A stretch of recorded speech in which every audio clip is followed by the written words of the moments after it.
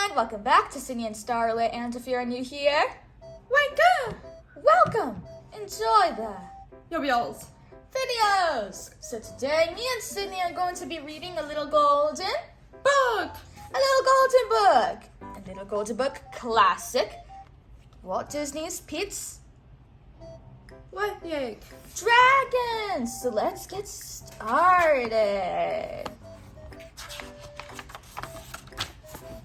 Most people do not understand dragons. They think dragons are all wicked creatures who like to scare people with their fiery breath. Poppycock. Take Elliot, the dragon, for instance. He is so kindly and polite that he often becomes invisible just to keep from frightening anyone. Can you say anyone? What? Anyone. Of course, he wasn't being invisible when he met Pete. Can you say Pete? Beat. Pete. But he knew right away that Pete wasn't like other people. Can you say people? Apple. People. Pete thought Elliot's green scales looked just right, and he liked it when Elliot breathes fire. A most sensible lad. Now, if Pete was sensible and kind, the terrible Goggin family he lived with were not. They made Pete work from early in the morning until late at night. They shouted at him a lot, too. Can you say shouted? What did? Shouted. At last, Elliot did what any clever dragon would do. Can you say do? Good. Do. He arranged for Pete to run off with him. They ran and they ran until they came to the little seaside town of Passamaquoddy. Elliot, bless you. Where were we? Elliot became invisible since he didn't want to upset the townspeople. There on the beach near town, they found a fine cave. It was just the proper size for a large dragon and a small boy, so they moved right in. Can you say in? Ink. And oh, are you okay? That was a big sneeze. She's like, that sneeze was not authorized. Of course, it was... Oh wait, are we even at the right page? Yeah, we are. Of course, it was a trifle damp. Elliot was about to warm it up with a blast of his fiery breath when a young woman came hurrying along. She didn't see Elliot because he was invisible, but she did see Pete. "You look cold and hungry," she said to Pete. "My name is Nora. Come along with me to the lighthouse where I live." Pete went since he certainly was cold and hungry. Can you say cold? Good. Can you say hungry? Weak. Hungry! Elliot followed as quietly as a dragon can. When he peeked through the window, he saw Lampy, Nora's father, tending the light that warns the ships and kept them from running up on the reef. Can you say reef? Weak. Reef. Elliot also saw Nora feeding Pete calm chowder. Then she tucked him into bed, just as a mother would do. Can you say mother? What yank? Mother! The next day, Nora bought Pete some new clothes. He came and showed his new suit to Elliot. He thought he looked grand. His old clothes were so ragged that you could hardly call them clothes at all. The day after that, Nora took Pete to school. Can you say school? York. School. Elliot thought this was a perfectly good idea since only dragons are born knowing everything they need to know. Can you say no? No.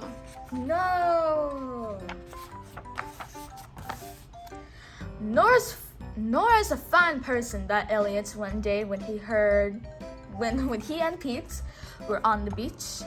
She's exactly the sort of woman Pete should have for a mother. But why does she look so sad?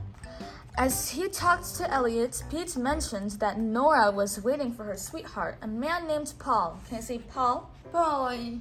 Paul, who had sailed away many months ago. His ship sank, said Pete. Lampy says he's dead, but Nora's sure he's alive and he'll come back to her one day. Aha! Elliot thought. I wonder what I can do about that. Certain that Pete would behave himself, be kind to Nora, and help Lampy tend the lighthouse, Elliot disappeared. Pete didn't mind, he was used to it. But what he didn't know was that Elliot was gone. Really gone. From the cave near the sea and the little town of Passamaquoddy, Elliot had to find Paul. Elliot did find Paul, and quite easily too, since dragons can do things that people wouldn't dream of. Can you say dream? Please. Dream! Paul was in a hospital far, far from Passamaquoddy. He'd had a nasty bump on the head when his ship went down. He couldn't remember anything about Nora or Lampy or the lighthouse. Can I say lighthouse? Lighthouse. Lighthouse. Why, he couldn't even remember his own name. Can you say name? Man. Name. If a bump on the head did that to him, thought Elliot, no doubt another bump will set him right. He tipped over Paul's bed, and Paul came tumbling out. Just as Elliot had planned, Paul bumped his head exactly hard enough, but not too hard. By golly, Paul cried. Now I remember, I'm Paul, and Nora is waiting for me. I must be very late. With that, he got dressed and rushed out of the hospital looking for a ship that would carry him back to Nora. Can you say Nora? Nora. Nora! Elliot was proud of himself. Off he flew to Passamaquoddy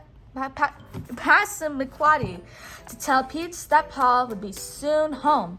But when he arrived, a surprise awaited him. Pete wasn't at the lighthouse. He wasn't in the cave either. Where could he be? The dragon wondered. Can you say wonder? Wait. Wonder. As Elliot raced along the beach, searching high and low, he seemed to hear Pete calling. Elliot followed his voice into town, and who should be there but the Gagons. They had put Pete into a sack and were hauling him away in a wagon. Can you say wagon? Yeah. Wagon! Pete was Elliot's boy, and Elliot was Pete's own dragon. Was Elliot going to stand for this? No, indeed. Can you say indeed? Rigit. Elliot stopped worrying about upsetting people. He became visible and he charged at the Gagons, breathing fire and spreading clouds of smoke across the town. He roared like the gale that was blowing from the sea. Can you say sea? See! The townspeople tumbled over one another as they ran to get out of the way. And the Gagons went flying head over heels out of their wagon and one by one into a barrel of tar. When they pulled themselves out, they scooted out of town and never came back. Can you say never? Never. Frick. Came back. Never came back. No sooner had Elliot rescued Pete than another dragon appeared. The light, shouted the mayor of the town. The light in the lighthouse is out. Can you say out? Out! It was true, and Elliot knew that out on the dark and stormy ocean was a ship that was carrying Paul home to Nora. It would surely run onto the rocks unless someone lit the lamp again. Can you say lamp? Yeah. Lamp. Elliot sped to the lighthouse and blew his fiery breath at the big lamp in the tower. The light flared brightly, and Paul's ship steered clear of the reefs and came safely to the harbor. There was hugging and kissing and shouting and cheering. The loudest cheers were from Elliot, the dragon, the greatest dragon, visible or invisible, ever to come into Passamaquoddy. Elliot felt quite pleased with himself. Pete would be safe at the lighthouse with Nora and Paul, and whenever Elliot wanted to visit him, he could, because now people of Passamaquoddy understood about dragons. Can you say dragons? Yes. Dragons. The end. So that's it for today's video, everyone. I really hope you all enjoyed it, and we'll see you all next time. Bye-bye. Bye-bye. Pick out your favorite page. Don't pick pick out any page. Pick the best page in the book. She's very good at what she does. It's her duty.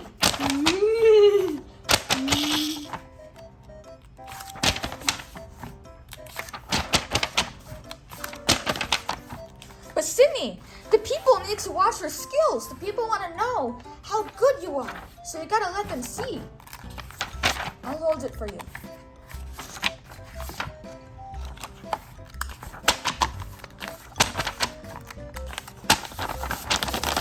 Yes, really dig deep into those pages. Find which is the chosen one.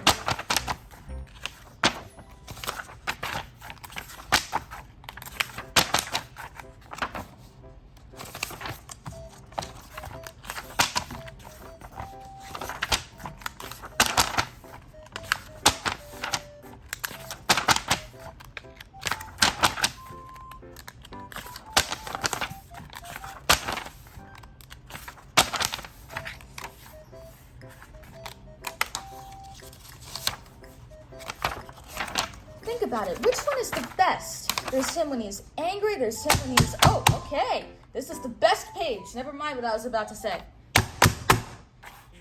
Who's your favorite character? What egg?